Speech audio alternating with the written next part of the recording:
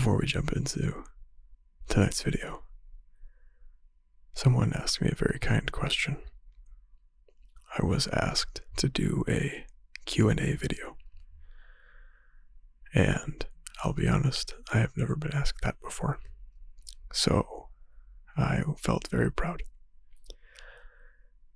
and I would love to, considering as of this recording, I hit 1,000 subscribers this morning, for which I am very grateful. So, if there are any questions to which you would like the answers, please leave them in the comment section, and I will answer them in the next video, or an upcoming video, sometime soon. But tonight, we're going back to studying. This time, I'm going to try with this voice. Hopefully it helps a lot of you. The whispering study videos you guys seem to like. Let's see how we do here. Tonight's selection, we're going back to cardiology. Let's jump in. Alright, so we've got a 49-year-old lady has chest pain when she moves and exercise. Been going on for a few weeks. It goes away when she rests. She gets migraines every once in a while. No high blood pressure, no high cholesterol, no medical problems, does not smoke, does not take medications. Vitals are normal. Exam is normal. 1.5 millimeter ST segment depressions on EKG. Oh, this is the lateral leads. Stress test has a mild anterior wall perfusion defect. What that means is, for some reason, the front wall of the heart doesn't get enough blood. Coronary angiogram is normal. What is the diagnosis? Acute coronary syndrome with spontaneous recanalization. I doubt it. Cardiac syndrome X. I don't know what that is. So maybe. Somatic symptom disorder. It's possible in this person, but you can't really fake EKG changes. And Takotsubo's cardiomyopathy. I get no indication that she has a reduced ejection fraction. So, simple test-taking skills would suggest this is cardiac syndrome X. Let's see how we did. Yeah. Angina and stress testing abnormalities in the absence of angiographically significant coronary artery disease.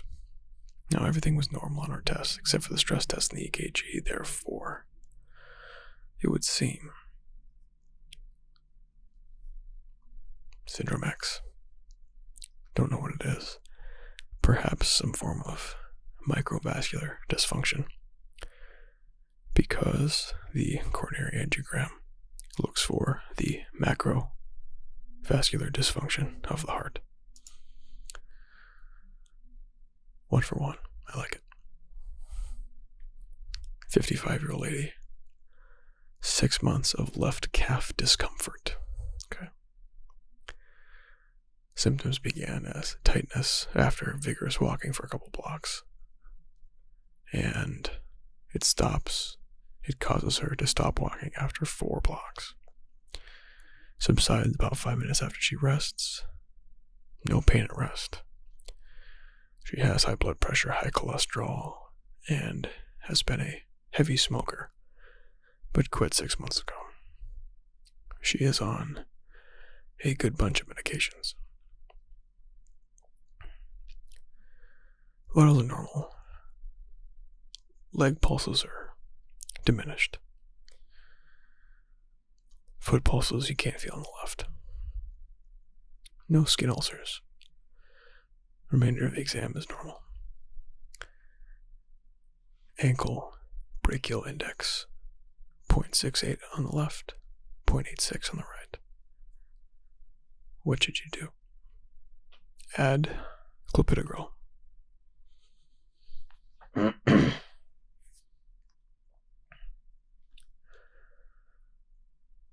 What should you do? Add clopidogrel. Initiate a supervised exercise program. Get an MRA or refer for vascular surgery. I'm not good at these questions, but let's think about it. Adding clopidogrel would thin her blood some more. Might help, might not. I can't feel pulses in her left side. It's going to be a bigger problem. Supervised exercise program may be a good answer. MRA also may be a good answer. Vascular surgery? I don't know. This one, I don't know. She's already on cilostazol.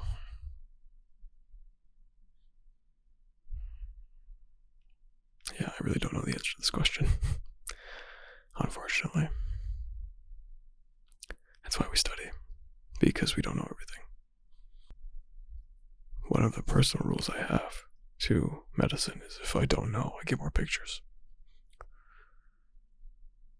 So, the only pictures here is the MRA. I'm going to guess that one. No, it was a supervised exercise program. This was a harder question. Not a lot of people got this right. Alright. 69-year-old guy. Asymptomatic. On his clinic visit. High blood pressure. Long smoking history but quit 9 years ago. Good for him. He is on good meds. A bruit is heard over his abdomen, and a pulsatile mass is present in the epigastrum. Remainder of the exam is unremarkable. He's got a big AAA, it seems. A duplex ultrasound of the abdomen shows an abdominal aortic aneurysm, AAA, with transverse diameter of 6.2 centimeters. Oh, that's a big one. What is the most appropriate next step in management? CT angio, endovascular repair, surgical repair, or switch amlodipine to metoprolol.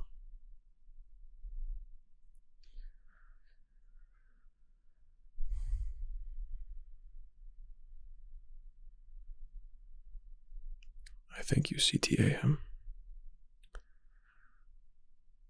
because I don't think you have enough information about the actual aneurysm to do anything just yet. It said his vital signs are normal. If they wanted me to switch his amlodipine to something that would slow his heart rate some more, they would have told me what his heart rate was, I think. This is just testing strategy here. Yep.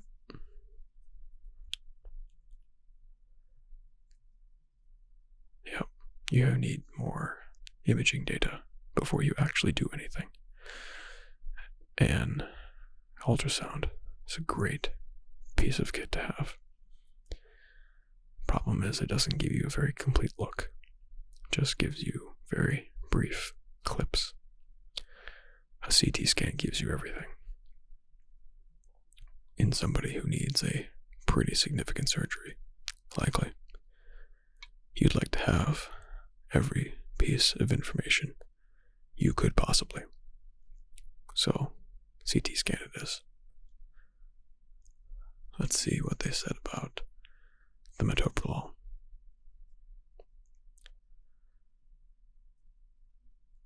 So in a AAA, this is what I thought. In AAA, you don't really need to slow the heart rate down that much. In somebody with a thoracic aortic aneurysm, you really should. But this is not this guy. Moving on.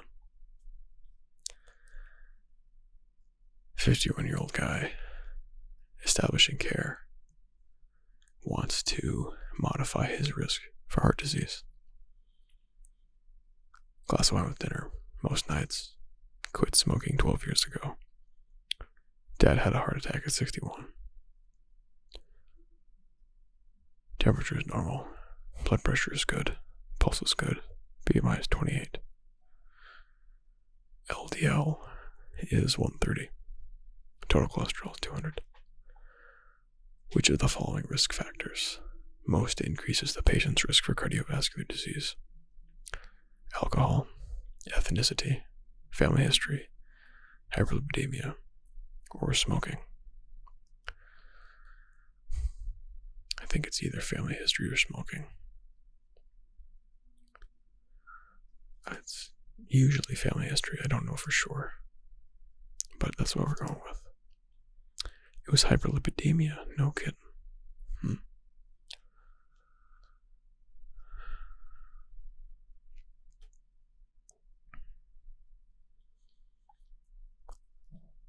For the record, this patient was Hispanic, and the prevalence of heart disease in the Hispanic ethnicity is actually lower than other ethnic groups. It is interesting.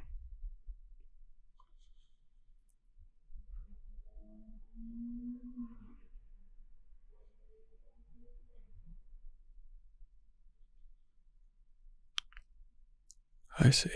So if the family history included someone, a male, less than the age of 55, then it would count. But this guy's dad was 61.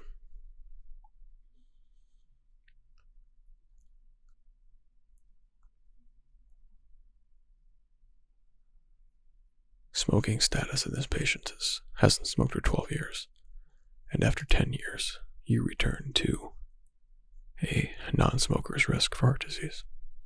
So, if you smoke, stop. 68-year-old guy, follow-up visit. He has a long history of heart failure. He has a defibrillator implanted. Heart Association Class 2 heart failure, and stable. No changes over the last 6 months. Physical exam is good. 1 year ago, his ejection fraction was 25%, and his end diastolic diameter was 6.7 centimeters, unchanged from a year prior to that. What is the most appropriate testing to do at this visit?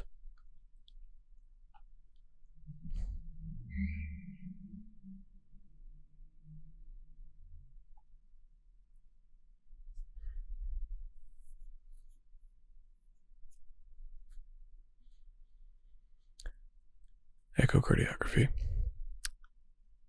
24-hour EKG monitoring, BNP, electrolytes, and kidney function. Well, interestingly enough, he had an echo a year ago, and a year before that. That would suggest it's telling me to get an echo.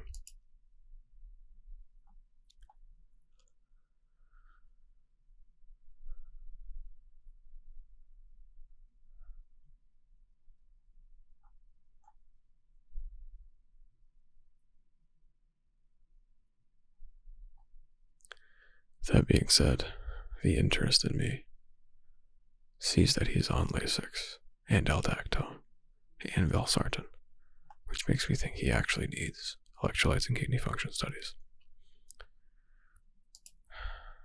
I don't love this question because you could do two different things, but I suppose he is coming to his internist's office and not his cardiologist's office. Yeah. Echo was second place, but I picked the right one, which was electrolyte measurements.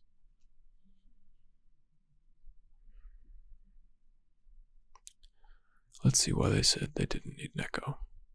It felt like he didn't need an echo, but routine repeat echo not recommended in a stable patient with heart failure. Okay. Only if he has a change in his clinical status. That's fair. The rest of those answers were just not true for a million reasons. Moving on. Young lady has palpitations and some shortness of breath and lightheadedness that last half hour to hour and a half. She had some SVT in college, but nothing else. Cardiac exam is normal. Everything is unremarkable. Echo is normal, and they put an EKG down below. Let's look at that.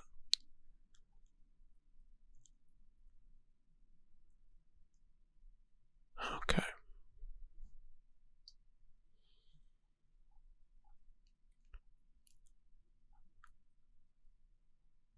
Interesting.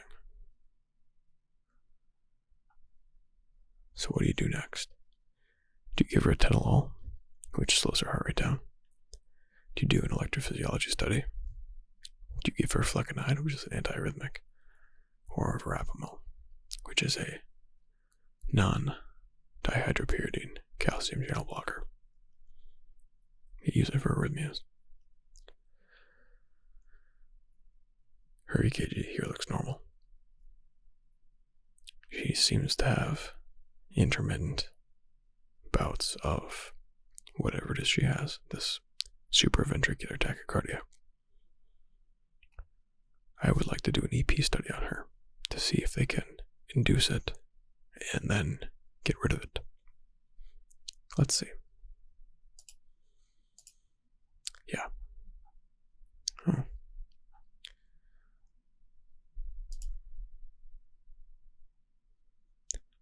Oh, yeah. I didn't see that. There's a little blip on the Q wave. This girl has Wolff-Parkinson-White syndrome. Still.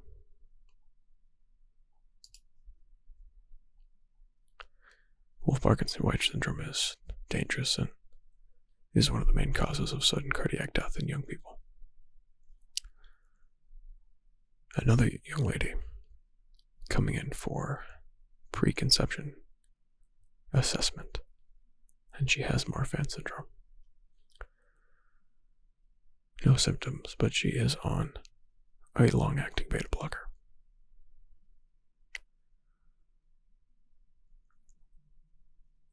On cardiac exam, she has a 2 out of 6 late peaking systolic murmur and a mid-systolic click over the apex. Seems like she has mitral regurg. Lungs are clear, no edema. Ascending aorta has a diameter of 4.6 centimeters. No aortic regurg. Mitral valve prolapse with mild mitral regurg. Oh, there you go.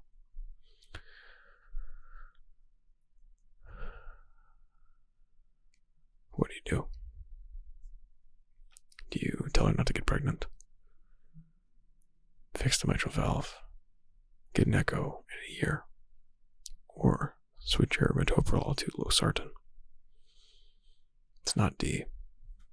I have no reason to think she needs losartan.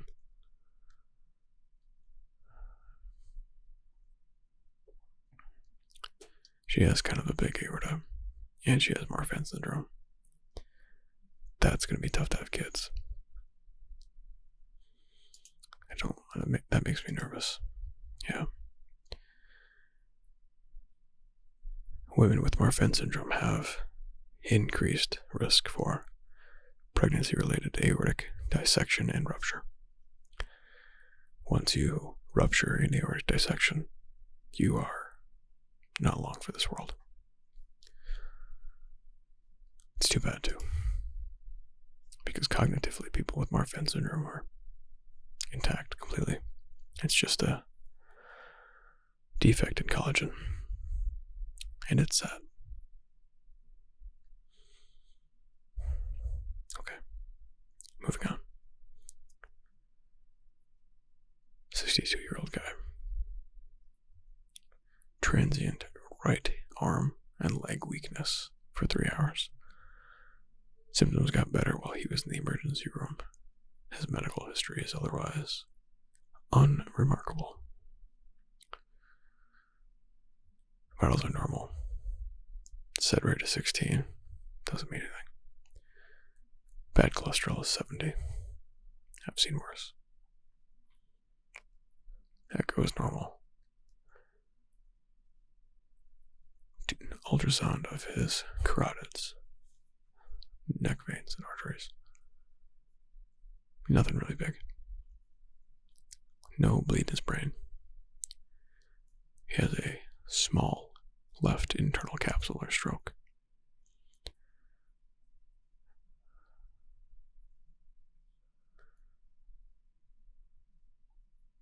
They're looking for a diagnosis, but what they're showing me is echo images.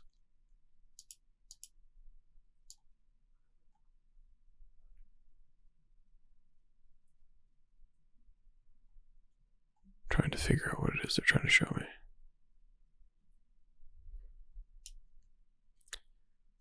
There looks like a ball in the aortic valve of some sort.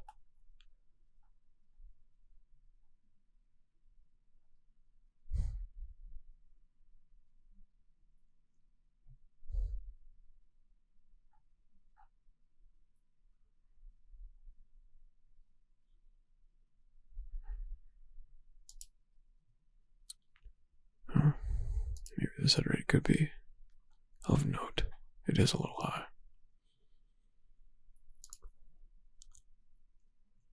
This is a TE image. So, if you think about it, the probe is in the esophagus, and your left atrium kind of hooks the bottom of your esophagus. So, what I'm looking at is left atrium. Below it is the left ventricle. It looks like there's a little thing on the mitral valve. Or perhaps in the left atrium.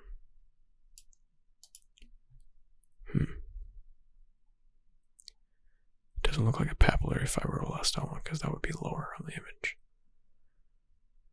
Non-bacterial thrombotic endocarditis. Maybe. Left atrial myxoma. Maybe. Bacterial endocarditis, probably not.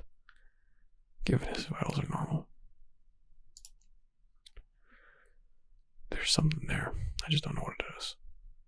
I think this is... It's not in the left atrium. It's on the valve itself. Non-bacterial thrombotic endocarditis is my guess. It was a papillary fibroblastoma. That was the third most common guess. Gosh.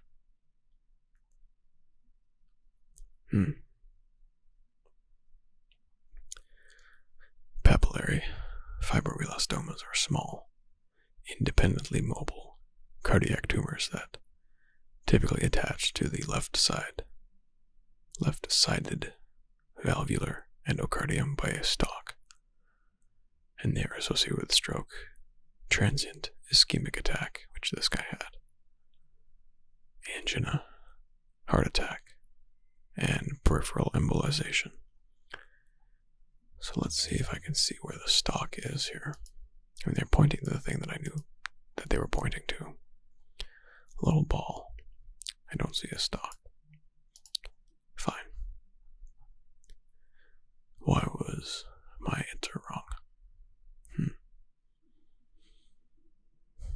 Let's see here. Okay, this is interesting.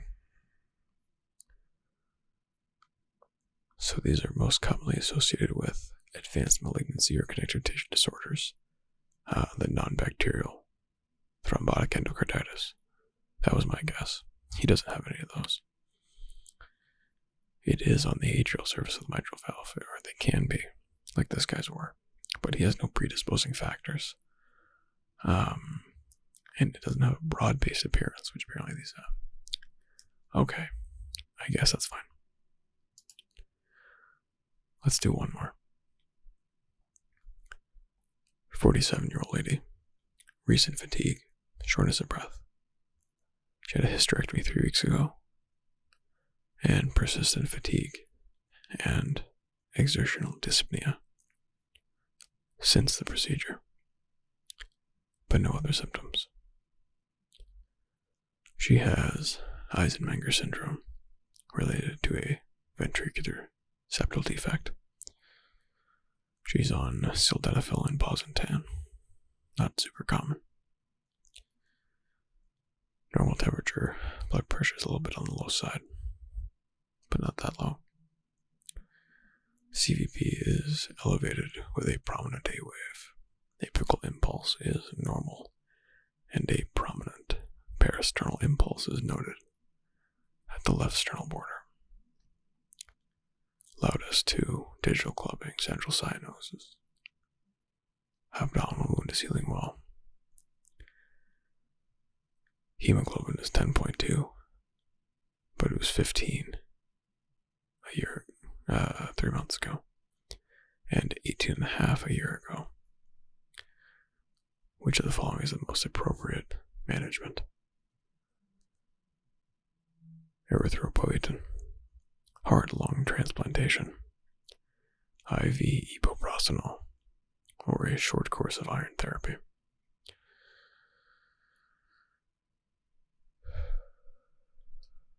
Well, they're certainly not making this easy on me. Well, erythropoietin would be important if she didn't have functioning kidneys, but she does. Heart and lung transplant, I don't think so. Epoprostenol, no, I don't think so either. Short course iron therapy. Well, it's been decreasing for a year. I mean, she might be iron deficient. We could try that first, and then do more tests, I guess. Yeah.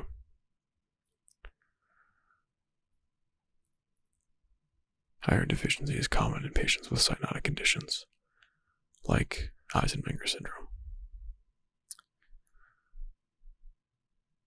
Short-term iron therapy will improve exercise capacity and quality of life. That's what I thought. Like I said, erythropoietin is primarily used in patients with anemia related to chronic kidney disease.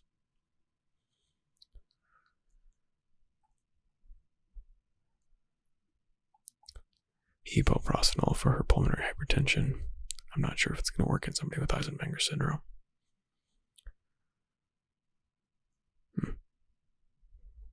Alright. Like I said at the beginning of the video, if you have questions you'd like answered, and please don't make them medical questions. I can't answer medical questions over the internet for a lot of reasons. But if you have questions, please leave them in the comments.